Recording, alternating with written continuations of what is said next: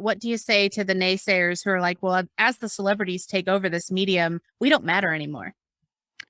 I mean, I don't think that's true. A lot of these celebrities, they suck at podcasting. They get Yes. these deals.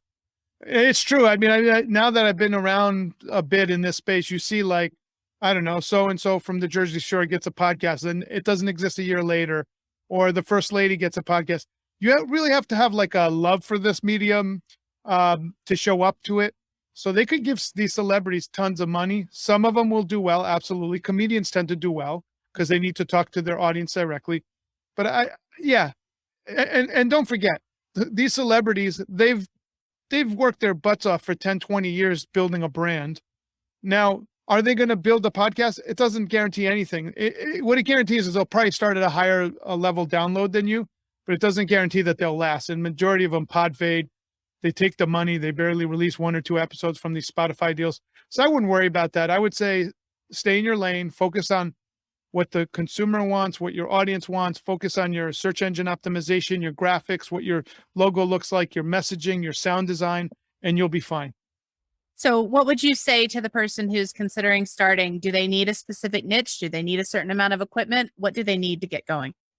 Yeah, so I think a good mic would be great.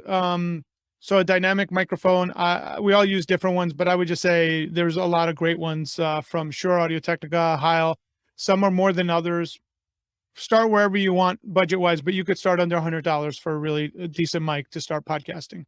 The next thing I would say, I would spend more time researching before you get started on your niche, your title, your art. I can't tell you how many people I see with cheap artwork and they don't realize that that's the first thing I see. Therefore, I might not even click on your cover. And then what are the words? Do they mean something? So I remember once someone told me that the name of their show was their literal name. And I said, what do you do? And they said, event planning. I go, I don't get that from seeing, Susie's show.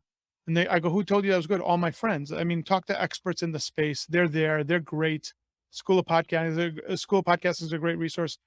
And I remember the person saying, if I called it an event planning show, there's a lot of event planning podcasts. And I said, maybe there's a reason for it. And maybe you could find a niche within that event planning niche. So like you said, niche down a little bit and find your audience.